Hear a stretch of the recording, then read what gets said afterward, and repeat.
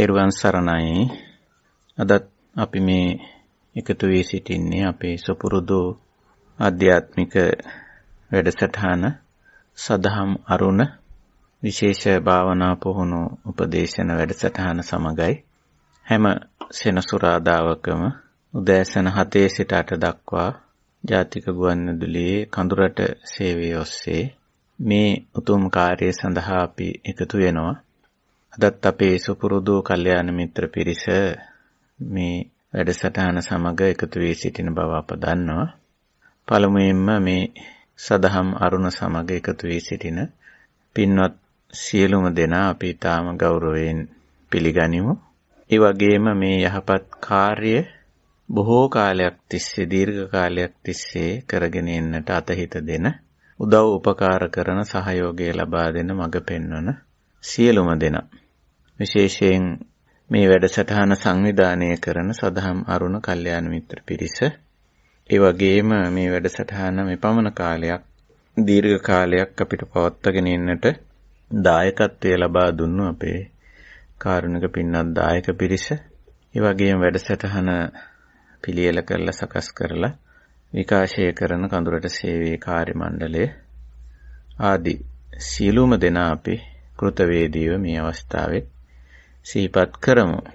හොඳයි, ඒ කෘතවේදීත්වයත් සමගම අදත් අපි බලාපොරොත්තු වෙනවා අපේ භාවනාවට අදාළ කමඨහන් වලට අවධානය යොමු කරන්න. ඉතින් හෝරාවක විතර කාලයක් අපි මේ කාර්යයට සම්බන්ධ වෙන නිසා ශාරීරික වශයෙන් පහසු ඉරියව්වක ඉඳගන්න, අපහසුතාවයක් ඇති නොවන ආකාරයට. ඒ වගේම වඩා සුව පහසු ඉරියව්වක ඉන්නත් එපා. සුව පහසු ඉරියව්වල ඉන්නකොට අපිට නිින්ද යනවා. අපහසු ඉරියව්වක හිටියොත් මේකට අවධානය යොමු කරන්න බැරුව යනවා. ඒ අපහසුතාවයට අවධානය යොමු වෙනවා. ඒකයි අපි ඔය අන්ත දෙක බැහැර කළා. සුව පහසු බවත් අපහසු බවත් අයින් කළා කායික පහසුව ඇතුව සුදුසු ආසනයක ඉඳගන්න. ඒ විදිහට ඉඳගෙන මේ උපදේශන මාලාවට ඇහුම්කන් දෙන හැටියට අපි තාම කාරුණිකව ගෞරවයෙන් සිහිපත් කරනවා. හොඳයි.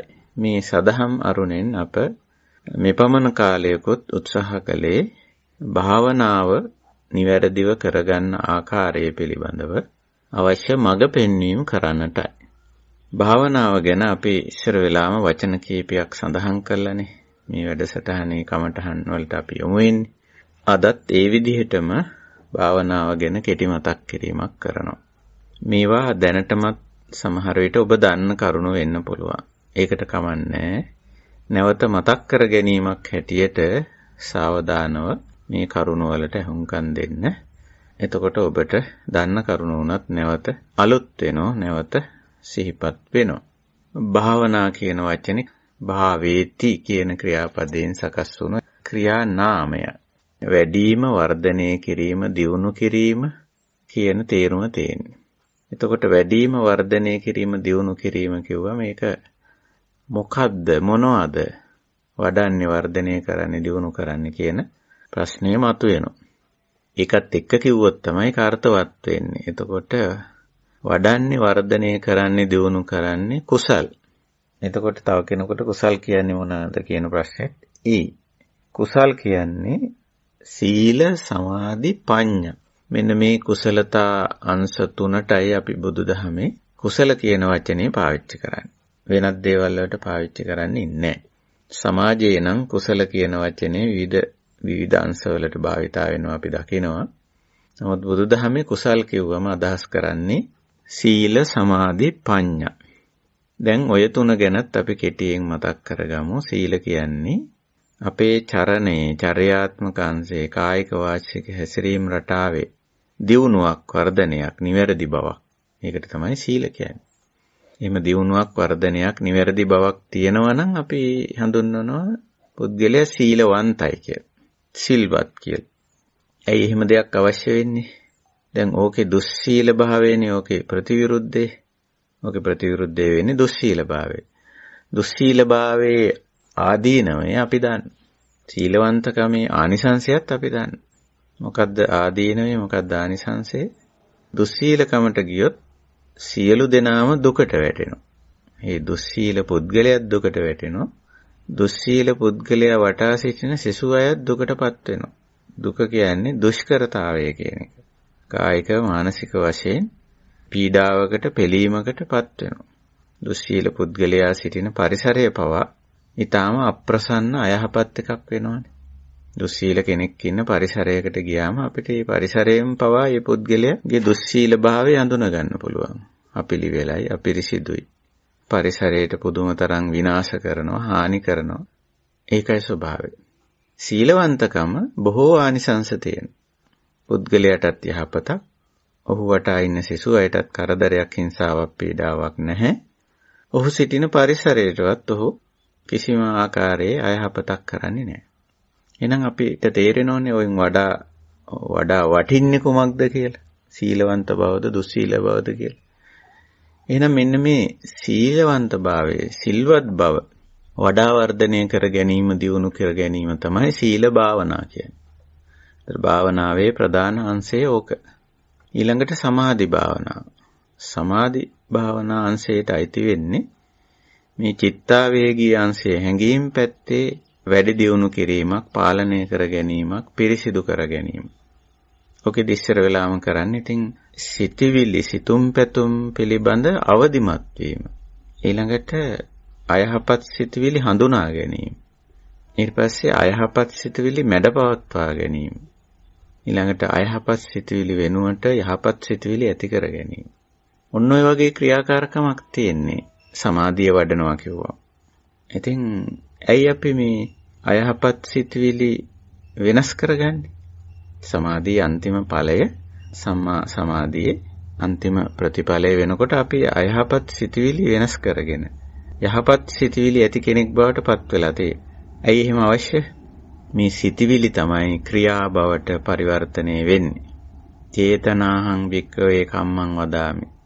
චේතයිත්වා කම්මං කරෝති කායේන වාචාය මනසා. ඔය දේශනාව අහලා තියෙනවනේ. සිතවිලි තමයි, හැඟීම් තමයි, අපේක්ෂා, බලාපොරොත්තු, ප්‍රාර්ථනා තමයි වචන බවට, ක්‍රියා බවට පරිවර්තනය වෙන්නේ. වෙන දෙයක් නෙමෙයි. එතකොට සිතවිලි, හැඟීම්, බලාපොරොත්තු, ප්‍රාර්ථනා අපිරිසිදු නම්, අයහපත් නම් අර වචන වලට, ක්‍රියා වලට මොකද වෙන්නේ? ඒවත් අපිරිසිදුයි, අයහපත්නේ. අපිරිසිදු අයහපත් වචන ක්‍රියාවලට තමයි අර දුස්සීලකම කියලා කිව්වේ. ඒකේ ආදීනවය දැන් දන්නවනේ. එහෙනම් අපිට මෙතෙන්දි පැහැදිලි වෙනවා සමාධිමත් භවයේ වටිනාකමනේ. ඒකයි බුදුදහම සමාධිය වඩන්න අපට මඟ පෙන්නලා තියෙන්නේ. ඔය සීල සමාධි දෙකේ තියෙන අන්තර් සම්බන්ධතාවය හොඳට පේනවා නේද? මානසික පිරිසිදුකමයි අපේ චර්යාත්මක අංශයේ නිවැරදි භාවයයි. ඒක තමයි බුදුදහමේ පෙන්වන උසස්ම පෞරුෂය. ඉතින් ඔය උසස් පෞරුෂය ඇති කරගන්න ඒ සඳහා අවබෝධයකුත් තියෙන්න ඕන කෙනෙකුට. කොහොමද ඒක ඇති කරගන්නේ? ඊට අදාළ ක්‍රියාකාරකම් මොනවාද? අන්නේ අවබෝධය තියෙන්න ඕන. අන්නේ අවබෝධයට අපි පඤ්ඤා කියනවා. පඤ්ඤා කියන්නේ වෙන දෙයක් නෙමෙයි. මේ උසස් පෞරුෂය ගොඩනගන්න අවශ්‍ය කරන දැනුම. බාහිර ලෝකයේ තියෙන යම් විෂයන් පිළිබඳ දැනුම නෙමෙයි පඤ්ඤා කියන්නේ. ඒකට අපි විෂය දැනුම කියන උගත්කම කියලා කියනවා. පඤ්ඤා කියන්නේ උගත්කම නෙමෙයි. පඤ්ඤා කියන්නේ මෙන්න මේ උසස් පෞරුෂය, සීල සමාධි දෙක ගොඩනගන්න අවශ්‍ය කරන දැනුම, අවබෝධය. සීලය කුමක්ද? සීලවන්ත වන්නේ කෙසේද? දුස්සීල භවයේ ආදීනව, සීලවන්ත භවයේ ආනිසංස, සීලයට අදාළ කමඨහන් මොනවද? ශික්ෂාපද මොනවද? ඔන්න ඔය අවබෝධය කෙනෙකුට තියෙනවා. ඒක තියෙනවා නම් එතන තියෙනවා ප්‍රඥාවන්තකම. ඊළඟට සමාධිය කියන්නේ මොකද්ද? සමාධිය වඩන්නේ කෙසේද? සමාධියේ ආනිසංස මොනවද? දුස්සමාහිත භාවයේ ආදීනව මොනවද? අන්නේ ටික කෙනෙකුට ඒ ටික අවබෝධ වෙන්න ඕන සමාධිය වඩන්න. අන්නේ අවබෝධය අපි සලකන ප්‍රඥාවන්ත භාවය. දැන් පඤ්ඤාවන්ත පුද්ගලයාට, ප්‍රඥාවන්ත කෙනාට සීලේ සමාධිය වඩන්න පුළුවන්. අර උසස් නිවැරදි පිරිසිදු පෞරුෂය ගොඩනගා ගන්න පුළුවන්. මෙන්න මේ උසස් නිවැරදි පිරිසිදු යහපත් පෞරුෂයට තමයි නිබ්බාන කියන්නේ. එවැනි පෞරුෂයක් ගොඩනගා ගත්ත කෙනෙකුට තමයි අරහා කියන්නේ රහතන් වහන්සේ කියලා කියන්නේ. ඒක ගොඩනගිලාද නැද්ද කියන එක පිටින් බලලා කියන්න බෑ. සාමාන්‍ය පුද්ගලයන්ගේ හැසිරීම වගේ දේවල් වලින් නිකන් යන්තම් උපකල්පනය කරලා කියන්න පුළුවන් අවස්ථා තියෙනවා. නමුත් ඒක අසාර්ථකයි. ඒක නිසා අපිට යම් දවසක රහතන් වහන්සේ කෙනෙක් මුණ ගැහෙන්නේ බාහිර ලෝකයේදී නෙවෙයි. බාහිර ලෝකයේදී කවදාවත් අපිට රහතන් වහන්සේලා මුණ ගැහෙන්නේ නැහැ. යම් වෙලාවක රහතන් වහන්සේ මුණ ගැහෙන්නේ ඇතුළතින්. තමා තුළින්. තමාගේ මේ උසස් පෞරුෂය තමන් යම් දවසක යම් මොහොතක ගොඩනගා ගත්තද අන්න එතන රහතන් වහන්සේ ඉන්නවා. අපේ ධර්මයේ කියන මේ පරමාර්ථය සාධනය කරගත්ත පුද්ගලයෙක් ඉන්නවා. ඒ තමන්. එදාට තමන්ට රහතන් වහන්සේ මුණ ගැහෙනවා. ඒ ඇතුළතින්. එහෙමයි. එතකොට මේ භාවනාවේ පරමාර්ථය මොකක්ද කියලා දැන් තේරෙනවනේ. භාවනා කියන්නේ සීල භාවනා, සමාධි භාවනා, ප්‍රඥා භාවනා. ඔය අංශ තුන වර්ධනය කර ගැනීමනේ. එයින් අන්තිමට වෙන්නේ උසස් නිවැරදි යහපත් පෞරුෂයක් ඇතිවීම පුද්ගලයා තුළ. ඉතින් පහත් අයහපත් පෞරුෂ නිසානේ මේ සියලුම දුක්ඛ දෝමනස්සනේ. පුද්ගලයාටත් දුකයි. දුෂ්කරතා, ගැටලු, ප්‍රශ්න, රණ්ඩු සරුව, විනාශ, හානිකර තත්ත්වයන්. ඒ පහත් පෞරුෂ නිසානේ. අයහපත් විදියට හිතන, අයහපත් විදියට ක්‍රියා කරන ඒ ස්වභාවය නිසානේ. උසස් පෞරුෂයක් වුණාම යහපත් විදියට හිතන, යහපත් විදියට ක්‍රියා කරන ස්වභාවය තියෙන.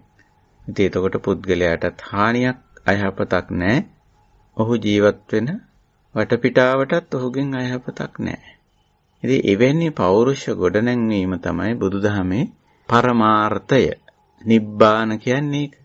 නිබ්බාන කිව්වම මේ ජීවිතයේදීම මේ ඉන්න පුද්ගලයෝම නිවීමට සැනසීමටපත් වීමක්. නිබ්බාන නිවන් දකින්නවා කියලා කියන්නේ. මේක මේ ජීවිතයේදීම කරගන්න පුළුවන් හැමෝටම. බැරි නෑ. ඒ සඳහා මඟ කියලා තියෙනවා බුදුරජාණන් වහන්සේ. ඒ මඟ අදත් පැහැදිලිවම තියෙනවා. ඒ මඟ අපිරිසිදු වෙලා නෑ. අපේ මුතුන් මිත්තෝ කියන්නේ මීට කලින් ශාසනයේ හිටපු භික්ෂු භික්ෂුණී උපාසක උපාසිකාව.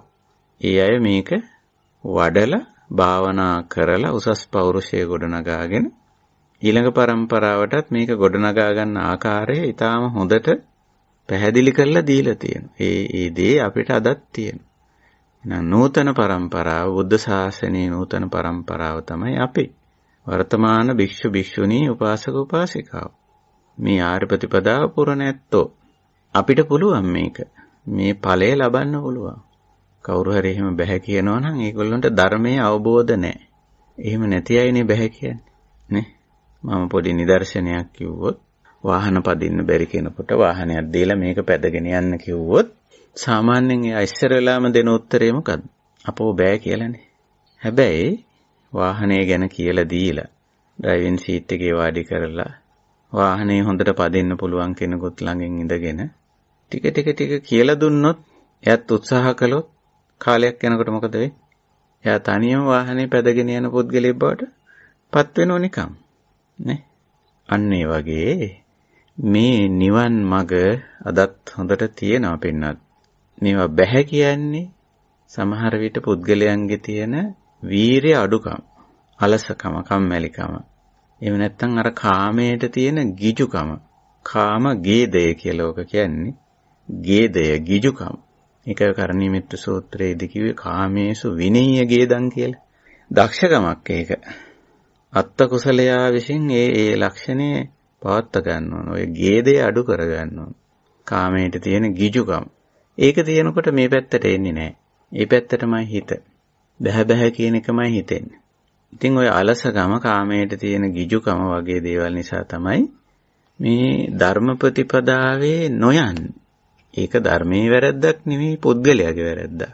ඒ නිසා අපි දිහා බලන්න ඕන. තමන් දිහා බලන්න ඕන. තමනුත් මේ අලසද මේ යහපත් ප්‍රතිපත්ති පුරන්න මන්දෝත්සාහයේද එහෙම නැත්නම් මේ කාමයට ගිජු වෙලා ඒ පැත්තේ දේවල් හිතමින් කල්පනා කරමින් සැලසුම් කරමින් ඉන්නවද කියලා. එහෙම වුණාම මේ ප්‍රතිපදාව තිබුණට ඒ ප්‍රතිපදාවේ යන්නේ නැහැ. ප්‍රතිපදාව පුරන්නේ නැහැ. ප්‍රතිපදාව පුරන එකටයි භාවනා කරනවා කියලා කියන්නේ. නැතුව මේ එක තැනක වාඩි වෙලා S2 පියාගෙන කරන වැඩක් කියලානේ අපි හිතන්නේ භාවනාව කියලා. නෑ භාවනා කියන්නේ සීල සමාධි ප්‍රඥා වැඩිම. ඒකට මේ එක තැනක වාඩි වෙලා ඇස් දෙක පියාගන්න ඕනේ නෑ. එහෙමත් කරන දේවලුත් භාවනාවේ තියෙනවා. එක තැනක වාඩි වෙලා ඇස් පියාගෙන කරන දේවලුත්. හැබැයි එහෙම ඒවා තියෙන්නේ හරිම පොඩ්ඩයි. භාවනාවේ 99%ක් තියෙන්නේ හොඳට ඇස් හැරගෙන කන් විවෘත කරගෙන ක්‍රියාකාරීව කරන දේවල්. මේ සීලය සමාධිය ප්‍රඥාව වැඩිම එහෙම වැඩක්. ඒකයි. ඉතින් මේ මග දන්න උත්සාහවන්ත කාමයට ගිජු නැති මිනිස්සෙකුට ඕනම කෙනෙකුට මේ මග යන්න පුළුවන්, මේ මාර්ගයේ ප්‍රතිඵලය ගන්න පුළුවන්. ඒ සඳහා උදව්වක්, උපකාරයක්, මඟ පෙන්වීමක් කරන්නයි මේ සදහම් අරුණ අපි ආරම්භ කළේ. ඉතින් මේ සදහම් අරුණට සම්බන්ධ වෙලා දැන් භාවනාව කරගෙන යන කල්යාණ මිත්‍රයන් ගොඩාක් ඉන්නවා. අපි ඒ ගැන සතුටු වෙනවා. ඉතින් කෙනෙක් භාවනා කරනවා කියුවම ඒක ලොකු යහපතක්. පුද්ගලයාටයි ලෝකයටයි සිද්ධ වෙන ලොකු යහපතක්. ඉතින් ඒ යහපත ඉෂ්ට කරන්න දායක වුණු සියලුම දෙනාට ඒ පින අයිති වෙනවා. පුද්ගලයෙකුට කැම බීම වේලක් දෙන එක, ඇඳුමක් පැළඳුමක් දෙන එක, ගෙයක් දොරක් හදලා දෙන එක, බෙහෙතක් හේතක් දෙන එක සාමාන්‍ය ලෝකයාගේ දැක්මින් බැලුවොත් ලොකු උදව්වක් නේ පුද්ගලයාට කරන. ඊටත් වැඩිය ලොකු උදව්වක් පුද්ගලයාට තමන්ගේ ජීවිතේ නිවැරදි කරගන්න, යහපත් කරගන්න. කුසලය වඩා ගන්න යම් කෙනෙක් උදව් උපකාර කරනවා නම් මඟ පෙන්වනවා. හොඳයි. එතකොට දැන් පැහැදිලි භාවනාව කියන්නේ මොකද්ද? සීල සමාධි ප්‍රඥා වැඩිම. ඇයි වඩන්නේ? අර උසස් පෞරුෂය ගොඩනගන්න. උසස් පෞරුෂයේ ආනිසංසයත් අපි දන්න. තමන්ට, අනුන්ට, ලෝකයට යහපතක් වන, අයහපතක් නොවන පුද්ගලයෙක් නිර්මාණය වීම. ඒ තමයි රහතන් වහන්සේ රහත් භාවය. ඉතින් හොඳයි. මම ඔය ඊටාම කෙටි සීපත් කිරීමක් කළේ. ඉතින් අපි වෙනද වගේම මේ සීලය ගැනනේ මුලින්ම අවධානය යොමු කරන්නේ. ඒට අපි අවධානය යොමු කරලා ඉඳිමු. සීලයට අයිති වෙන්නේ ප්‍රධාන වශයෙන් අපේ චර්යාත්මක අංශයනේ. කායික හැසිරීම, වචන භාවිතය. ඔය දෙක මූලික කරගෙන අපි කරන සියලුම ක්‍රියාකාරකම්, ද්‍රව්‍ය භාණ්ඩ වස්තු පරිහරණය, පුද්ගල සම්බන්ධතා පැවැත්වීම, යුතුයකම් වගකීම් වැඩ රාජකාරී ඉෂ්ට කිරීම, යම් යම් භූමිකා වලට ඇවිල්ලා ඒවට අදාළ කටයුතු කිරීම, මේ ඔක්කොම චර්යාත්මක අංශය. පාලියෙන් චරණ කියනවා. චරණ. චරිතය කියලා අපි සිංහලෙන් කියන්නේ මේ චරිතයට අදාළ දේවල්, චරණයට අදාළ දේවල්, චර්යාවන්ට අදාළ දේවල්. ඉතින් ඒ පැත්ත නිවැරදි කර ගැනීම සීල කියන්නේ. ඉතින් ඒ සඳහා තියෙන කමඨහන්. කමඨහනක් කියන්නේ ක්‍රියාකාරී භාවයක්, ක්‍රියාකාරකම. කමඨහනක් කියන්නේ අකුසලයක් ගිවා දමන, එහෙම නැත්නම් කුසලයක් වඩන ක්‍රියාකාරකමකටයි කමඨහනක් කියලා කියන්නේ. ඉතින් සීලේ පැත්තේ තියෙන අකුසලයේ වෙන්නේ දුස්සීලකමනේ. දුස්සීලකම ගෙවා දමන්න, සීලවන්තකම වර්ධනය කරගන්න අප විසින් කළ යුතු ක්‍රියාකාරකම් මොනවද? ඒ තමයි ඔය බුදුරජාණන් වහන්සේ අපිට පෙන්වලා දීලා තියෙන ශික්ෂාපද සමාදන් වෙලා රකින්න එක. ඉතින් ඔය ශික්ෂා කොටස් දෙකකින් ඉදිරිපත් කරලා තියෙනවා. ආභි සමාචාරික, ආදි බ්‍රහ්මචාරියක කියලා. ඕවා අපි මේ වැඩසටහන් වලදී දිගටම පැහැදිලි කරලා තියෙනවා. අභිසමාචාර කියලා කියන්නේ මේ ලෝකයේ මිනිස්සු ජීවත් වෙනකොට මේ ලෝකයේ සමාජයේ යහපත් විදියට පවත්වාගෙන යන්න. ඒ වගේම පුද්ගලයාගේ ආර්ථික, දේශපාලන, සමාජ සම්බන්ධතා, පරිසර මේ වගේ අංශවල යහපත්ව පවත්වාගෙන යන්න මිනිස්යන් විසින්ම යම් යම් නීති රීති ව්‍යවස්ථා සම්මුති අනපනත් සිරිත් විරිත් ආචාර ධර්ම සකස් කරගෙන තියෙනවා. අපි මෙහෙම කරමු, මෙහෙම කරන්නේ නැතුව ඉඳිමු. ආදී වශයෙන් ඒවා ලිඛිතවත් තියෙන සමහර ඒවා ලේඛනගත වෙලා නැහැ. පරපුරෙන් පරපුරට ඒවා වැඩිහිටියන්ගෙන් බාලයන්ට ඔහොම කියලා දීගෙන ඒ උතුම් සිරිත් විරිත් එහෙම තියෙනවානේ. දැන් මම නිදර්ශනයක් කිව්වොත් ගෙට ඇතුල් වෙනකොට භෝජනීය ස්ථානකට කොහොමද හරි නිවාසයකට ඇතුල් වෙනකොට සෙරෙප්පු දෙක ගලවලා ඇතුල් වෙන්න ඕනේ කියන එක කොහෙවත් ලියලා තියෙනවද? ව්‍යවස්ථාවක් හැටියට ලියලා නැහැ. හැබැයි කවුරුත් දන්නෝ බහැරට දාගෙන ගිය පාවහන් අපිරිසිදුයි කියලා. ඒකට ඒ අපිරිසිදු පාවහන් දාගෙන නිවසට නැත්තම් ගෙට ඇතුල් වෙන්නේ නැහැ. මොකද අර අපිරිසිදුයි. ඒක එළියේ තියලා තමයි ඇතුළට යන්නේ. එතකොට මේක යහපත් සිරිතක්. මොහොකටද ඒක අදාළ වෙන්නේ? සෞඛ්‍ය හා සනීප ආරක්ෂාවට. ඒකට මේ ලෝකේ ජීවත් වෙනකොට අපිට සෞඛ්‍ය හා සනීප ආරක්ෂාව අවශ්‍ය දෙයක් නේ. ඒ සඳහා අදාළව ඒ සෞඛ්‍ය හා සනීප ආරක්ෂාව තහවුරු කරගන්නට, පවත්ව ගන්නට අපි නොඑක් ආකාරයේ යහපත් සිරිත් සකස් කරගෙන තියෙනවා. මම ඒක නිදර්ශන පොඩි නිදර්ශනයක් කිව්වේ. බලන්න ওই විදිහට අපි කොච්චර යහපත් සිරිත් විරිත් සම්මුති එකඟතා නීති රීති අනපනත් ව්‍යවස්ථා හොඳ ඒවා සකස් කරගෙන තියෙනවද කියලානේ. අන්නේ ටිකට බුදුහාමුදුරෝ තනි වචනයක් පාවිච්චි කරා. අபிසමාචාර ආபிසමාචාරිකා සික්ඛා. ඒ ටික අනුගමනය කරනකොට මේ අපි ගත කරන ලෞකික ජීවිතේ හුඟක් දුරට යහපත් වෙනවා. සුවදායි වෙනවා, ගැටලු ප්‍රශ්න අඩු වෙනවා. ඒකයි බුදුරජාණන් වහන්සේ ඉස්සර වෙලාම මේ අபிසමාචාර ශික්ෂා ගැන කියලා දුන්නේ. ඉතින් ඒවා දැන කියාගෙන අපි අනුගමනය කළ යුතුයි. ඊළඟට සීලේ දෙවෙනි කොටස ආදි බ්‍රහ්මචර්ය ශික්ෂා. බ්‍රහ්ම කියන්නේ උතුම් ශ්‍රේෂ්ඨ නිවැරදි කියන එකනේ. චර්ය කියන්නේ අන්න අර කලින් කියපු චරිතය, චරණය, චර්යාව. එතකොට බ්‍රහ්මචර්ය කියන්නේ උසස් ශ්‍රේෂ්ඨ නිවැරදි චරිතය. ඒකට තමයි බ්‍රහ්මචර්යාව කියලා කියන්නේ. ඒතර බ්‍රහ්මචර්යාව ගොඩනැගීමේලා සීලය අත්‍යවශ්‍යයි. ඉතින් ඒ සීලය බ්‍රහ්මචර්ය සීලය ආදි බ්‍රහ්මචර්ය සීලය කියලා කියනවා. ආදි කියන්නේ මුල කියන තේරුමනේ. එහෙනම් ඕකේ මැදකුත් තියෙනවා අගකුත් තියෙනවානේ. ඔව් ඒක ධර්මයේදී අපිට හමු වෙනවා. මජ්ජේ බ්‍රහ්මචර්යාව සහ බ්‍රහ්මචර්ය පරියෝසాన කියලා. ඒක අපි පසුවට කතා කරමු. මේ ආදී මුලටම පුද්ගලයාගේ පෞද්ගලික චරණය චර්යාව උසස් මට්ටමට ගොඩනගන්න මුලදීම උතුම් ප්‍රතිපත්ති මාලාවක් බුදුරජාණන් වහන්සේ හඳුන්වා දීලා තියෙනවා. ඒව ශික්ෂා පද වශයෙන්ම තියෙනවා. ශික්ෂා පද 16ක් දැන් අපි හඳුනගෙන තියෙනවානේ. ඒ 16 තමයි ආදි බ්‍රහ්මචර්ය ශික්ෂා වලට අයිති වෙන්නේ. ඉතින් අන්නේ ශික්ෂා පද සමාදන් වෙලා ආරක්ෂා කිරීමටයි මේ ආදි බ්‍රහ්මචර්ය ශික්ෂා කියලා කියන්නේ. මම ওই ශික්ෂා පද ගැන ගොඩක් විස්තර කරන්න යන්නේ නැහැ. දැන් අපේ කල්යාණ මිත්‍රයෝ දාන්නවා. ඒක නිසා මේ ශික්ෂා පද ටික අපි නැවත මතක් කරගමු. සීලාවර්ජනේ සමාදන් වෙලා නැති ඇත්තෝ සමාදන් වෙන්න. සමාදන් වෙලා මේ ශික්ෂා පද ටික ආරක්ෂා කරගන්න. ඒකෙන් උසස්ම පෞරුෂය සකස් වෙනවා. සකස් වෙන්න විශාල දායකත්වයක් සැපේනවා.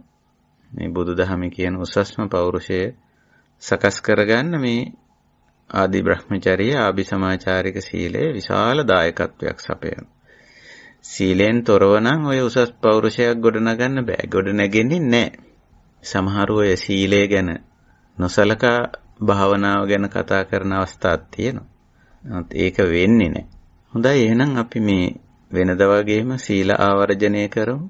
හැමදෙනාම එකට සාදු සාදු සාදු. නමෝ තස්ස භගවතෝ අරහතෝ සම්මා සම්බුද්දස්ස. නමෝ තස්ස භගවතෝ අරහතෝ සම්මා සම්බුද්දස්ස. නමෝ තස්ස භගවතෝ අරහතෝ සම්මා සම්බුද්දස්ස. සරණාගමනය. බුද්ධං සරණං ගච්ඡාමි. ධම්මං සරණං ගච්ඡාමි. සංඝං සරණං ගච්ඡාමි. ဒ ුතියං පි බුද්ධං සරණං ගච්ඡාමි. ဒ ුතියං පි ධම්මං සරණං ගච්ඡාමි. ဒ ුතියං පි සංඝං සරණං ගච්ඡාමි. තතියං පි බුද්ධං සරණං ගච්ඡාමි. තතියං පි ධම්මං සරණං ගච්ඡාමි තතියං පි සංඝං සරණං ගච්ඡාමි සාදු සාදු සාදු. සීලාවර්ජනය විශ්ව ආචාර ධර්ම පානාතිපාතා වේරමණී සික්ඛාපදං සමාදියාමි අදින්නාදානා වේරමණී සික්ඛාපදං සමාදියාමි කාමේසු මිච්ඡාචාරා වේරමණී සික්ඛාපදං සමාදියාමි මුසාවාදා වේරමණී සික්ඛාපදං සමාදියාමි පිසුනා වාචා වේරමණී සික්ඛාපදං සමාදියාමි පරුසා වාචා වේරමණී සික්ඛාපදං සමාදියාමි සංපප්පලාපා වේරමණී සික්ඛාපදං සමාදියාමි මිච්ඡා ආජීවා වේරමණී සික්ඛාපදං සමාදියාමි සුරාමේරය මජ්ජපමා දට්ඨානා වේරමණී සික්ඛාපදං සමාදියාමි. නික්කම්ම ශික්ෂා අබ්‍රහ්මචර්යා වේරමණී සික්ඛාපදං සමාදියාමි විකාල භෝජනා වේරමණී සික්ඛාපදං සමාදියාමි නච්ච ගීත වාදිත විසුක දස්සනා වේරමණී සික්ඛාපදං සමාදියාමි මාලා ගන්ධ විලේපන ධාරණ මණ්ඩන විභූෂණට්ඨානා වේරමණී සික්ඛාපදං සමාදියාමි උච්චාසයන මහාසයනා වේරමණී සික්ඛාපදං සමාදියාමි ජාත රූප රජත පටිග්ගහනා වේරමණී සික්ඛාපදං සමාදියාමි මෙත්තා විහරණං සමාදියාමි සාදු සාදු සාදු. හොඳයි, ඔය ආදි බ්‍රහ්මචර්යාවට අයිති සීල කොටස තමයි අපි මතක් කරගත්තේ. එය අංශ දෙකකින් කොටස් දෙකකින් යුක්තයි. ආභි සමාචාරික ආදි බ්‍රහ්මචර්යක කියලා. ඉතින් අපි සීල භාවනාවට අයිති ඔය ටික තමයි අපි උත්සාහ කරන්න ඕන කුමන තත්වයක් යටතේ අපේ ජීවිතේ පැවතුණත්. දැන් මේ කාලේ නම් ඉතින් හුඟක්ම තියෙන්නේ ආර්ථික ගැටලු. ආර්ථික ගැටලු කිව්වම දන්නවනේ. මම ඉතින් ඒව විස්තර කරන්න ඕනේ නෑ. කවුරුත් මූණ දීලා ඉන්නේ. ඉතින් සමහරව ආර්ථික ගැටලු එනකොට සිල් බිඳ ගන්න. කාය වචී දුස්චරිතවලට වැටෙනවා. ඉතින් එහෙම වුණොත් අපිට නිවන සාක්ෂාත් කරන්න බැරි වෙනෝනේ. ඉතින් ආර්ථික සමාජීය දේශපාලන පාරිසරික ගැටලු කවදත් ලෝකයේ තියෙනවා. ඒවා හේතුඵල ධර්මානුකූලව ඉස්මතු වෙන්න පුළුවන්.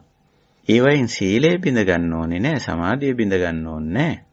සීලේ සමාධිය තියාගෙන ඒවට අදාළ ප්‍රතිකර්ම කරන එකයි අවශ්‍ය. ඒකයි. ඉතින් ඒක නිසා මේ දුෂ්කර කාලයක වුණත් සීලයට අභියෝගයක් එල්ල වෙච්ච කාලයක්, එහෙම කාලයක අපි ගත කරන්නේ. එහෙම කාලයක සිල් රකින්න එක වඩාත්ම ශ්‍රේෂ්ඨයි. සමාධිය බිඳෙන කාලයක් මේක. අහන දකින දේවල් නිසා මේ හිත කලබල වෙනවා, හිත නොසන්සුන් වෙනවා, හිතේ කෙලෙස් ඇති වෙන. ඒකටනේ සමාධිය බිඳෙනවා කියන්නේ. එහෙම කාලයක් මේක. හැබැයි එහෙම කාලෙක සමාධිය පවත්ව ගන්න එක, සමාධිය වඩන එක බොහොම ශ්‍රේෂ්ඨයි. ඉතින් සීලේ සමාධිය දෙකම දියුණු කරගන්න අපිට මූලික වෙන්නේ සතිය. සම්මා සතිය. ඒකයි අපි මේ භාවනා පුහුණුවේ සතිපට්ඨාන භාවනා ක්‍රමය අපි ඉස්සරහට අරන් තියෙන එකයි. සිහි නොවන වීර්යය හැමතිස්සෙම පවත්ව ගන්නවා. පවත්වා ගැනීමට තමයි ප ဋ ාණ කියන්නේ. සිහිනුවන වීරියට තමයි සති කියන්නේ. ඉතින් සීලය රකින්නත් අපි සිහිනුවන වීරිය හැමතිස්සෙම තියෙනවා. සිහිය මොකටද? තමන් සීලවන්ත කෙනෙක්, සීල් රකින්න කෙනෙක්, සීලය කඩ කරගන්න නැතුව කටයුතු කරන කෙනෙක් බවට හැමතිස්සෙම මතක තියෙන්න ඕනනේ. ඒකයි සතිමත් බව කියන්නේ. සම්පජානකාරී වෙනවා කියන්නේ සීලය කැඩෙන්න පුළුවන් අවස්ථා, පුළුවන් ක්‍රම පිළිබඳව සෝදිසිමත් වීම. ආතාපි විරිය කියන්නේ ඒක කඩ කරගන්න නැතුව කටයුතු කිරීමට වැරවැයම් කිරීම මහන්සි වී. ඒකයි. ඉතින් ඔය අවදිමත් බවත්, සෝදිසිමත් බවත්, උත්සාහවන්ත බවක් තියෙනවා නම් සීලය රකින්න පුළුවන්. සමාධිය වැඩිීමේදීත් එහෙමමයි. සම්මා සතිය නැත්නම් සතිපට්ඨානය තියෙන්න ඕන. සිහිනුවන වීරිය තියෙන්න ඕන. ඒ කියන්නේ සමාධිය බිඳෙන අවස්ථාවලට අපිපත් වුණාම එතන අවදිමත් භාවයක් තියෙන්න ඕන. දැන් මේ සමාධිය බිඳෙන්න යන්නේ. මං කලබල වෙලා, නොසන්සුන් වෙලා හිතේ කෙලෙස් හදාගන්න මේ යන්නේ. ඒක නිසා මං එහෙම නොවි ඉන්න ඕන කියලා අන්න එතන වීරිය තියෙන්න ඕන. වෑයම තියෙන්න ඕන, වායාමයි. එතකොට සීල සමාධි දෙක පවත්වා ගන්න පුළුවන්. සීලයෙන් නියෝජනය වෙන්නේ අපේ චර්යාත්මක අංශය. සමාධියෙන් නියෝජනය වෙන්නේ චිත්තාවේගී අංශය. හිත කය, කායික ක්‍රියාකාරකම් සහ මානසික ක්‍රියාකාරකම් දෙක. ওই දෙකෙන් නියෝජනය වෙන්නේ. ඉතින් ওই දෙක පවත්වා ගන්න අපිට සතිය අවශ්‍යයි. හොඳයි. අපි දැන් සීලය ගැන හොඳට තේරුම් අරගෙන හුඟක්ම දැන් සමාධියට අදාළ කමටහන් තමයි කතා කරගෙන යන්නේ. දැන් අපි මේ සතිපට්ඨාන දේශනාවේ ධම්මානුපස්සනාවේ ඉන්නේ. ධම්මානුපස්සනා කොටසේ. එහි අපි පහුගිය සදහම් අරුණ වැඩසටහන් මාලාවේ වැඩසටහන් කීපයකදීම අපි කන්ද කොටසට අවධානය යොමු කළා. පංචස්කන්ධවලට. පංචස්කන්ධ දැන් දන්නවා රූප වේදනා සංඥා සංකාර විඥාන කියලා. මේ සියලුම නාම රූප ධර්ම කොටස් පහකින් පැහැදිලි කරනවා. මේ කොටස් කරන්නේ මොකටද? පැහැදිලි කරන්න. මේ ඔක්කොම එකට ගත්තොත් අපි කියනවා සත්වයා කියලා. සත්වයා. ඔක්කොම නාම රූප ධර්ම එකට ගත්තොත් නාම රූපය කියලා තනි වචනයකින් කියනවා. නාම රූපය කියන්නේ සත්වයාට. මේ සත්වයක් ඉන්නවා. සමහරු මේ සත්වයක් පුද්ගලයෙක් නෑ කියලා කියනෝනේ. එහෙම දහමක් බුදු දහමේ උගන්වන්නේ නෑ සත්වයක් පුද්ගලයෙක් නෑ කියලා. සත්වයක් පුද්ගලයෙක් ඉන්නවා. හැබැයි සත්ව පුද්ගල ස්වභාවය නිට්ටය වශයෙන් නැහැ. නිට්ටය වශයෙන් ගන්න බෑ. ආත්ම වශයෙන් ගන්න බෑ. ඒකයි එතන කියන්නේ. නිස්සත්තෝ, නිජ්ජීවෝ, ශුඤ්ඤෝ ඔය වගේ වචන ධර්මයේ ඉදලා තියෙනවා. ඒකෙන් කියන්නේ සත්වයක් නෑ කියලා නෙමෙයි. සත්වයක් නැත්තම් නිස්සත්තෝ කියන්න බෑනේ. ජීවියෙක් නැත්තම් නිජ්ජීවෝ කියන්න බෑනේ. ජීවියෙක් ඉන්න නිසා තමයි නිජ්ජීවෝ කියන්නේ. සත්වයක් ඉන්න නිසා තමයි නිස්සත්තෝ කියන්නේ. හැබැයි නිස්සත්ත භාවයේ නිජ්ජීව භාවයේ කියන එක තේරුම් ගන්න ඕන. එහෙම නැතුව නිකන් මෝඩ විදියට සත්වයක් නෑ, ජීවියෙක් නෑ, පුද්ගලයෙක් නෑ කිව්වොත් ඒක හරි මෝඩ කතාවක්. ඒක දහමේ නොකියන කතාවක්. දහමේ කියන්නේ සත්වයේ පුද්ගලයෙක් ජීවියෙක් ඉන්නවා. මේ පංචස්කන්ධය කියන්නේ සත්වයේ පුද්ගලයා ජීවියට අදාළව කියන්නේ මේ පංචස්කන්ධය. එහෙනම් ඉන්නවා. එතකොට ඒ සත්ව පුද්ගල ස්වභාවය ස්ථිර නැහැ, නිට්ටය නැහැ, අනිච්චං. තමන් කැමති විදිහට කැමති ආකාරයට පවත්වන්න බෑ. අනත්තා. සත්ව පුද්ගල ස්වභාවය ඇති වුණා වගේම නැති වෙලා යනවා. සමුදය වය. මේ සත්ව පුද්ගල ස්වභාවය පවතින්නේ විපරිණාමයේ වෙවි. එක විදිහකට ඒකාකාරීව පවතින්නේ නැහැ. විපරිණාමයේ වෙවි පවතින්නේ. එහෙම ගිහිල්ලා තමයි නිමා වෙන්නේ. ඉතින් ওই ටික වෙන්න හේතු තියෙනවා. ඒවා සිද්ධ වෙන්නේ පටිච්ච සමුප්පන්න ආකාරයෙන්. උන් ওই විදිහට සත්පුද්ගල ස්වභාවයේ තේරුම් ගැනීම තමයි මේ ඛණ්ඩ විභාගයෙන් කෙරෙන්නේ. ඛණ්ඩ කියන්නේ පංචස්කන්ධ වලට, විභාගය කියන්නේ හොඳට විග්‍රහ කරලා විශ්ලේෂණය කරලා විභජනය කරලා දැක්වීම. ඒකයි. ඛණ්ඩ විභාගය. ඉතින් ඔය කියවන්න පුළුවන් නැත්තන්ට ඔය සූත්‍ර පිටකයේ සංයුත්ත නිකායේ මේ ස්කන්ධ පිළිබඳ විශාල විස්තරයක් තියෙනවා. ඒ කොටසට අපි කියන්නේ කන්ද සංයුත්තේ කියලා. කන්ද සංයුත්තේ කියලා වෙනමම සංයුත්ත නිකායේ වෙනම කොටසක් තියෙනවා.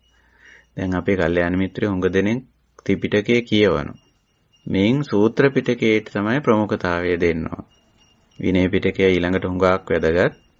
අභිධර්ම පිටකය කියලා කියන්නේ මේ සූත්‍ර සහ විනය පිළිබඳව ලියවිච්ච අටුවා විවරණ ග්‍රන්ථ ටිකක්. සප්ත ප්‍රකරණය කියන්නේ. ඒව ටිකක් සංකීර්ණයි. ඒව කියවන්න යන්න හොඳ නැහැ. සූත්‍ර පිටකයේ සහ විනය පිටකයේ කියවපු නැති ඇත්තෝ. කියවත හැකි කිව්වම අවුල් වෙයි. ඒක නිසා ඉස්සර වෙලා සූත්‍ර පිටකය කියවන්න පුරුදු වෙන්න. ඒවට ඕන තරම් ක්‍රම තියෙනවා. දැන් අන්තර්ජාලගත වෙලා තියෙනවානේ. ත්‍රිපිටක.lk කියලා අන්තර්ජාලයට ගියාම අපේ සූත්‍ර පිටකයේ විනය පිටකයේ අභිධර්ම පිටකයේ කියවන්න පුළුවන්. අටුවා ග්‍රන්ථ පවා තියෙනවා. ඒවට ඩික්ෂනරි පවා සපයලා තියෙන නිසා පුළුවන්. ඉතින් අන්තර්ජාලය අපිට මේ ප්‍රයෝජනවත් දෙයකට යොදා ගන්න පුළුවන්. ඉතින් සංයුත්ත නිකායේ කන්ද සංයුත්තේ මේ පංචස්කන්ධ පිළිබඳ ගැඹුරු විවරණ බුද්ධ දේශනා ඇතුළත් කොටස. ඇයි මෙහිම කොටසක් උගන්වන්නේ? ඇයි එහෙම එකක් අවශ්‍ය වෙන්නේ? මේ සියලුම දේ පංචස්කන්ධයට ඇතුළත්. පංචස්කන්ධයේ තියෙන නාමයි රූපයි. මේ සියලුම දේ කියන්නේ මේ විශ්වයේ පවතින සියලුම දේ කියන්නේ නාමයි රූපයි. ඊට වැඩිය දෙයක් විශ්වයේ නැහැ. හුඟක් අය දන්නේ රූප ගැන. රූප කියන්නේ මොනවද? භෞතික දේවල්. භෞතික ස්වභාවයන් වලට. භෞතික දෙයට තමයි පාලියෙන් භූත කියන්නේ. භෞතික දේවල් බුදුරජාණන් වහන්සේ කොටස් 4කට බෙදුවා. චත්තාරෝ ච මහා භූතා කියලා. මේ මහා කියන්නේ මේ ලොකු කියන අර්ථය නෙවෙයි.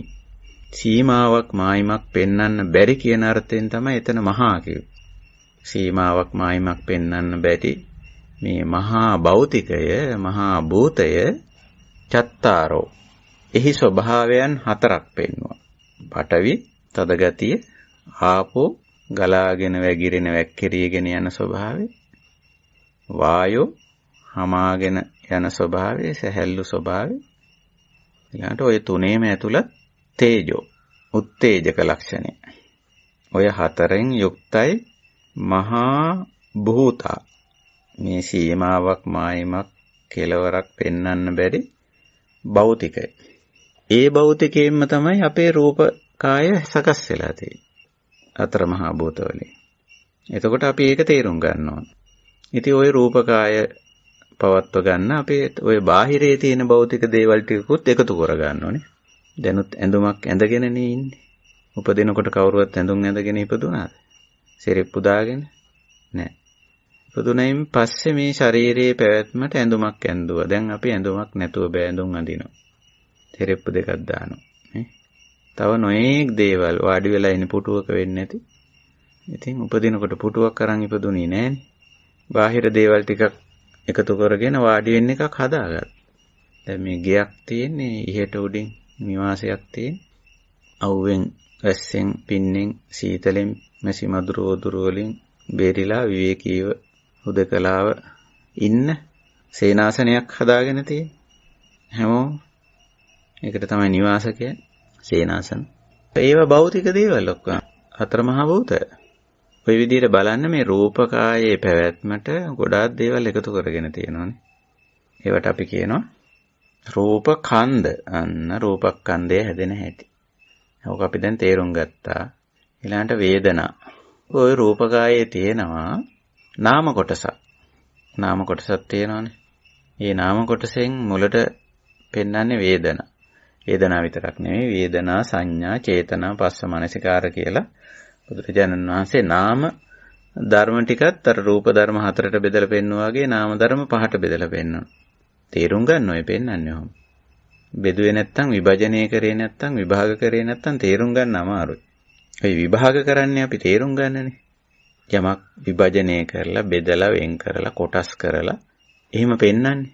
හැම දෙයක් ගැනම අවබෝධයක් ලබා දෙන්න අපි විභජනය කරනවානේ නේ. දැන් යම් කෙනෙකුට වාහනයක් ගැන තේරුම් කරලා දෙන්නේ කොහොමද? ඒක ගලවනවා කොටස් වලට ගලවලා එක් කොටස ගැන කියලා දෙනවා. ඒකේ නම මේක, ඒකේ ක්‍රියාකාරීත්වය මේක. සමස්තයට ඒක දායක වෙන්නේ මෙන්න මෙහෙමයි. ඒක නිසා මේ කෑල්ල නැතුව බෑ, මේ කෑල්ල මෙතන හයි කරන්න ඕන.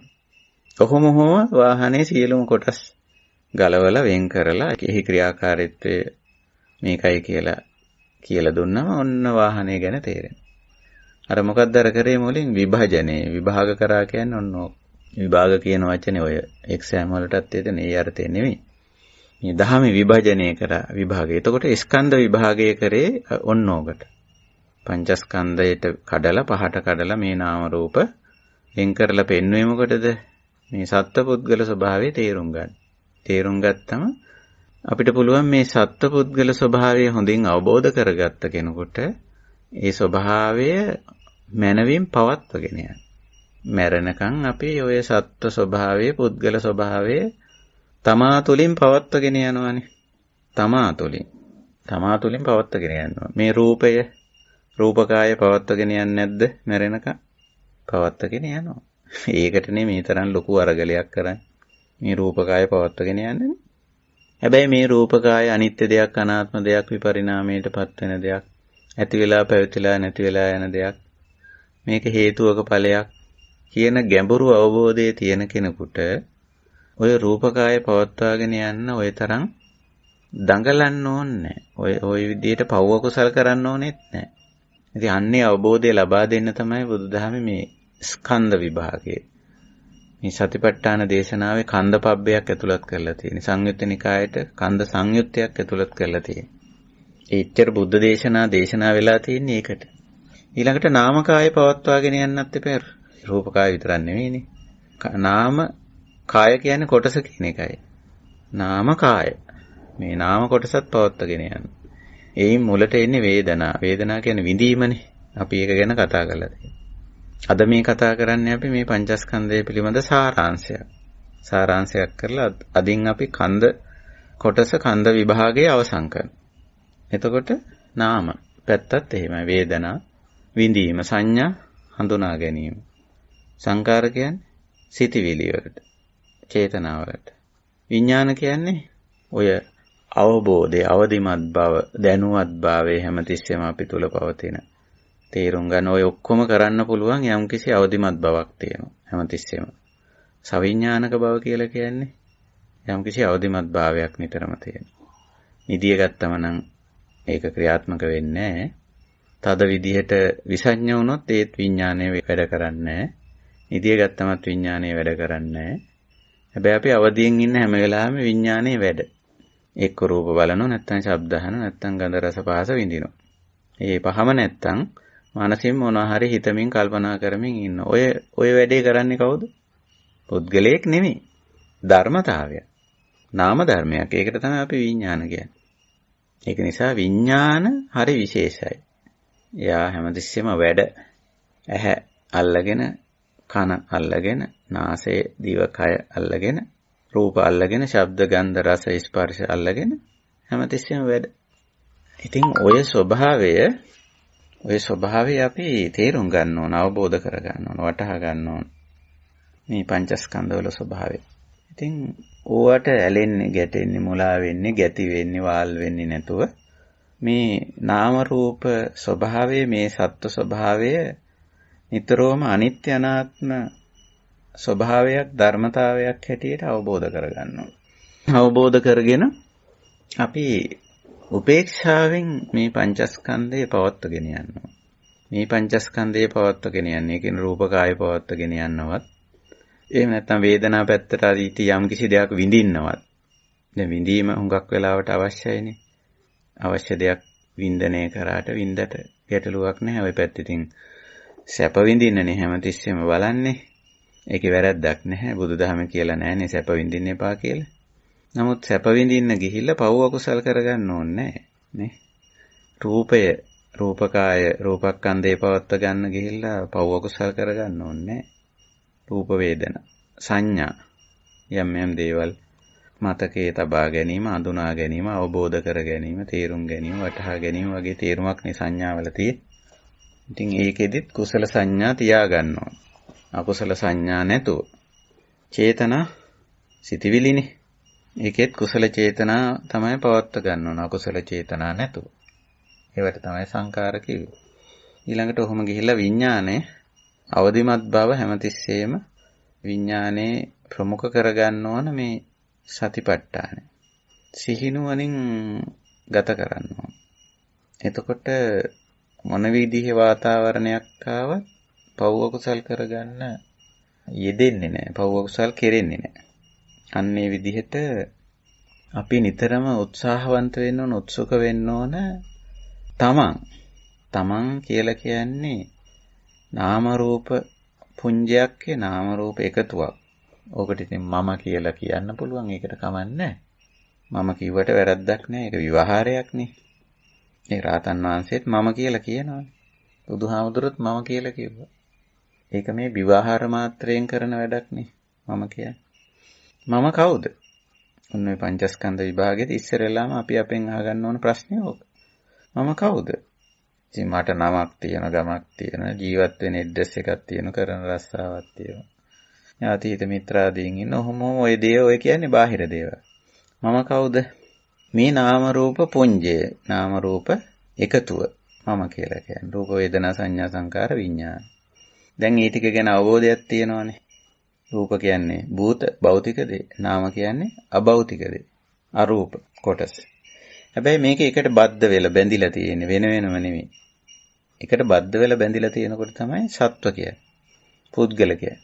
ඒක. ඉතින් නාම රූප එකතුවක් හැටියට දකින්න ඕන. තේරුම් ගන්න ඕන. ওই නාම රූප එකතුව නිට්ටයද? නැහැ. අනිත්‍යයිනේ. ඕනම වෙලාවක වෙනස් වෙන්න පුළුවන්. නේ? ওই නාම රූප එකතුව ආත්මද? ඒ කියන්නේ මම කැමති විදියට, මට ඕන හැටියට, මං කැමති ආකාරයට, මං කැමති තාක් කාලයක් පවත්ව ගන්න පුළුවන්ද? බැහැ. හොඳට මේක පැහැදිලිනේ. එහෙනම් ඕක එක විදිහකට තියනවාද විපරිණාමයේ නොවි? එහෙමත් නැහනේ. රූපකාය බලන්නකො උපදිනකොට කොහොමද, දැන් කොහොමද? තව ඉස්සරහට කොහොම වෙයිද? හිතා ගන්න පුළුවන්. නාමකායත් එහෙමයි. එහෙනම් විපරිණාමය වෙනවා. දැන් මේක යම්කිසි හේතුවකින් හටගත් එකක්නේ. හැමදාම තියනවද? නැහැ. මේක පවතින අදාළ හේතු නැති වුණු ගමම මේක නැති වෙලා විනාශ වෙලා කෙල්ල බිඳලා යනවා. අපි මැරෙනවා කියලා කියන්නේ. අන්න ඒක. ඉපදුනා යම් දවසක මැරෙනවා. ඉතින් ওই ටික සිද්ධ වෙන්නේ හේතුඵල ධර්මානුකූලව. ඔන්න ඔය ගැඹුරු අවබෝධය තුල ඉඳගෙන කටයුතු කිරීමයි අවශ්‍ය කරන්නේ. මේ ආර්ය ශ්‍රාවකේ ওই ගැඹුරු අවබෝධය තුල ඉන්නකොට එයා හොඳ සමාධියක ඉන්නවා. ඔකට අපි කියන්නේ විපස්සනා සමාධිය කියලා. ගැඹුරු අවබෝධයක ඉන්න පුද්ගලයා ඔය බාහිර පොඩි හුලං වලින් කලබල වෙන්නේ නැහැ. කම්පා වෙන්නේ නැහැ. ඔක බුදුහාමුදුරුවෝ රතන සූත්‍රයේ දේශනා කරනවානේ. යතින්ද කීලෝ පඨවින් සිතෝසියා චතුබ්බිවාතේවි අසම්පකම්පියෝ. තතූපමං සප්පුරිසං වදාමි යෝ අරිය සත්‍යානි අවේච්ච පස්සති. අරිය සත්‍යානි අවේච්ච පස්සති. මේ තථාගතයන් වහන්සේ දේශනා කර මේ ගැඹුරු ධර්මය හොඳින් අවබෝධ කරගත්ත කෙනා හරියට ඉන්ද්‍රකීලයක් වගේ ඔය පොඩි හුලං වලින් හෙලවෙන්නේ. ඉන්ද්‍රකීලයක් කියන්නේ ලොකු ගල් කණුවක්. ඉස්සර පැරණි රාජ්‍යවල රාජ්‍යයේ ඉස්සරහා දොරටුවට ඉදිරියෙන් ওই විශාල ගල් කණුව හිටවලා තියෙනවා. ඒකට තමයි ඉන්ද්‍රකීල කියන්නේ. ඒක මේ හුලං හැමුවට එහාට මෙහාට පැද්දෙන එකක් නෙමෙයි. අන්නේ වගේ මේ නාම රූපය සත්පුද්ගල ස්වභාවයේ පංචස්කන්ධය පිළිබඳ යථාබෝධයේ තියෙන කෙනා ඔය පංචස්කන්ධයට එහෙම් මෙහෙම් පොඩි දේවල් වුණාට කලබල වෙන්නේ නැහැ, නොසන්සුන් වෙන්නේ නැහැ. ඒකයි ස්වභාවය. ඉතින් ඔන්නොතෙන්ට එන්න පුළුවන් වෙන්න ඕනේ. ඒකට තමයි චිත්ත සමාධිය කියන්නේ. කලබල වෙන්නේ, නොසන්සුන් වෙන්නේ, කෙලෙස් හදාගන්නේ. කෙලෙස් හදාගන්න නැත්තම්, කලබල වෙන්නේ නැත්තම්, නොසන්සුන් වෙන්නේ නැත්තම්, එහෙනම් පව කුසල් කෙරෙන්නෙත් නැහැ. අන්නේ කලබල නොවන, නොසන්සුන් නොවන, කෙලෙස ගන්නෙ නැති ඒ උසස් මානසිකත්වය හඳුන්වන්නේ සම්මා සමාධි කියලා. ඒක ගොඩ නගා ගන්න තමයි බුදුරජාණන් වහන්සේ ඔය කන්ද විභාගය, පංචස්කන්ධ පිළිබඳ ඔය අවබෝධය අපිට ලබා දෙන්නේ. ඉතින් අපිත් මේ සදහම් අරුණෙන් වැඩසටහන් කීපයක්ම ඔස්සේ ඔය පංචස්කන්ධය පිළිබඳ ඔය අවබෝධය ඇති කරගන්න, ඇති කරලා දෙන්න බැරවැයම් කළේ අන්නේ සම්මා සමාධිය ඇති කරගන්න. ඉතින් ඔය අවබෝධයේ තියෙන කෙනෙකුට හැමතිස්සෙම පංචස්කන්ධය පිළිබඳ ඔය අවබෝධයෙන් කටයුතු කරන කෙනෙකුට පුළුවන්කම තියෙනවා නොසැලී, ඒ කියන්නේ හිත කලබල කරගන්න නැතුව, නොසන්සුන් නොවි, හිත අපිරිසිදු කරගන්න නැතුව කටයුතු කරන්න. ඒක තමයි සමාධියේ ඉහළම తත්වය. හොඳයි. එහෙමනම් අපි ඔය ස්කන්ධ පිළිබඳව කන්ද පබ්බේ පිළිබඳව කතා කරගෙන ආපු මේ සාකච්ඡාව, කමඨහන් සාකච්ඡාව අපි ඔතකින් නිමා කරනවා. ඊළඟ සදහම් අරුණේදී අපි අවධානය යොමු කරන්න වෙන්නේ ඊළඟ කොටසට. අපි මේ අවස්ථාවේදී ඒක බලමු. දිගටම අපි මේ සදහම් අරුණෙන් මුණ ගැහෙනවා. හැමෝම අදිෂ්ඨාන කරගන්න මේ වැඩසටහනට දිගටම සම්බන්ධ වෙන්න. හොඳයි. එතකොට දැන් සම්මා සමාධිය ගොඩනගා ගන්න ලොකු ශක්තියක් අපිට ලැබෙනවා මේ ස්කන්ධ කමඨහනේ. ස්කන්ධ කමඨහන කියන්නේ ස්කන්ධ විභාගය කරලා හොඳට මේක තේරුම් අරගෙන මේ ස්කන්ධයේ තුල පංචස්කන්ධයේ තුල පවතිනවා පුද්ගලයා නොසැලී අකම්පිතව හැමතිස්සෙම පුරුදු වෙනවා මේ පංචස්කන්ධයට මොනවා වුණත් කලබල නොවි නොසන්සුන් නොවි කටයුතු කරන්න. ඒකයි. ඉතින් ඒ සඳහා අධිෂ්ඨාන කරගන්න. පුරුදු වෙන්න, පුහුණු වෙන්න. මේ සමස්තයම ওই පංචස්කන්ධයට ඇතුළත්. ওই බාහිරේ තියෙන දේවලුත් ඒත් එහෙම තමයි ඉතින්. තමන්ගේ රූපකාය විතරක් නෙමෙයි බාහිර රූප ධර්මත්. බාහිර රූප ධර්මත් අපිට සම්බන්ධයි නේ. ඉතින් ඒවත් වෙනස් වෙනවා අර විදියටම. මේ දැන් ඉන්නේ ඇඳුම පාට වෙනස් වෙනවනේ, ඉරෙනවනේ, පරණ වෙනවනේ. ඒක ස්වභාවය. ඒ බාහිර දෙයක් නේ ඇඳුම කියන්නේ. ඒ තමන්ගේ අවශ්‍යතාවයට ඒක තියාගෙන. ඒ වගේ සමස්තයම තේරුම් ගන්න පුළුවන්. ඒකයි තියෙන්නේ. එහෙනම් ඔන්න ඔය මානසිකත්වයේ තුල කටයුතු කරන්න අපි දක්ෂ වෙන්න ඕන. ඒකට තමයි මේ පැහැදිලි කිරීම කරේ. හොඳයි. එහෙනම් අපි අදට අපේ සදහම් අරුණ නිමා කරන්න කාලය ඇවිල්ලා තියෙනවා.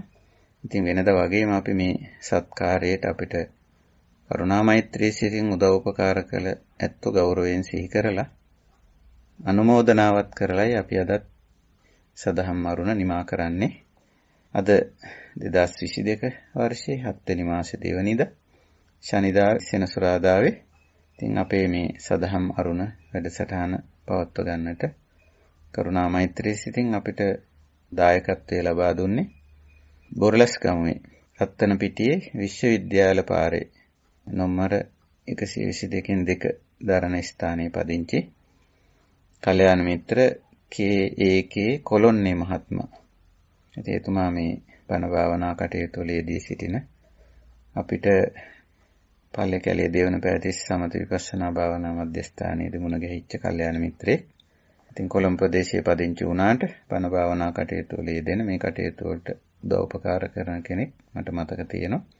එතුමා තමයි අද අපේ සදහම් අරුණ වැඩසටහනට දායකත්වයේ ලබා දුන්නේ. ඉතින් පළමු කොටම අපි ප්‍රාර්ථනා කරන එතුමාගේ මේ ධර්ම මාර්ගයේ යන ගමන ඊතා ඉක්මනින් ඊතා පහසුවෙන් සීල සමාධි ප්‍රඥා ගුණ පුරාගෙන නිර්වාණ ධර්මයේ සාක්ෂාත් කරගන්නට ශක්තිය ධෛර්යය ලැබේවා කියලා. ඒ වගේම එතුමා සඳහන් කරලා තිබෙනවා හොරණ ශ්‍රී සෝමානන්ද මාවත අංක 94 දරණ නිවසේ පදිංචිව සිට මිය පරලෝකීය එඩ්වින් කොලොන්නේ පියතුමා. ඒ වගේම මෙලිනෝනා වීරසිංහ මෑණිය උපාලි කොලොන්නේ සෝයුරා ඇතුළු පරම්පරානුගත සියලු මියගිය ඥාතීන් මේ ධර්ම දානමය කුසලයේ අනුමෝදන්ව එයත්න්ගේ පරලෝ ජීවිත සුවපත් වේවා නිවනෙන් නිවි සැනසෙත්වා කියන උතුම් ප්‍රාර්ථනාව. ඒ වගේම බදුල්ල කයිලගොඩ පදිංචිව සිට මිය පරලෝකීය අමරසේන ඕවිටිකල පියාණන් ඇතුළු ඒ වර්ග පරම්පරාවේ සියලුම මියගේ ඥාතීනුත් සිහිපත් කරලා පුණ්‍යානුමෝදනා කරනවා. ඉතින් මේ ධර්ම දානමය කුසලයේ සියලු දෙනාමත් අනුමෝදන් වේවා කියලා අපි ප්‍රාර්ථනා කරමු. ඒ වගේම කොළොන්නේ මහත්මයා අපිටත් ආශිර්වාද කරලා තියෙනවා.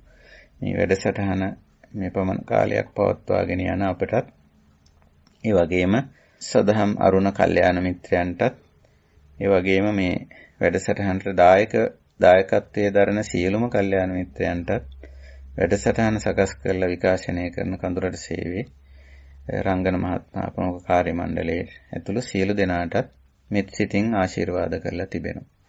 ඉතින් ඒ කාරණාත් අපි මතක් කරමින් ඉතින් දායකත්වයේ ලබා දුන්නු කල්යාණ මිත්‍ර කොළොන්නේ මහත්මයාටත් වෙනද වගේම අද දවසේ අපේ සදහම් අරුණ වැඩසටහනට දුරින් ඉඳන් ළඟ ඉඳන් පෙනී නොපෙනී ඉඳගෙන සහසම්බන්ධ වුණු උදව්පකාරක සියලුම දෙනාටත් මේ ධර්ම අවබෝධය මේ ජීවිතයේදීම පරම ශාන්ත නිර්වාණ ධර්මයේ සාක්ෂාත් කිරීම පිණිසම උපනිශ්‍රේ වේවා උපකාරී වේවා හේතු වාසනා වේවා කියන net කරුණාසිතින් අපි අදත් සදහම් අරුණ නිමා කරනවා.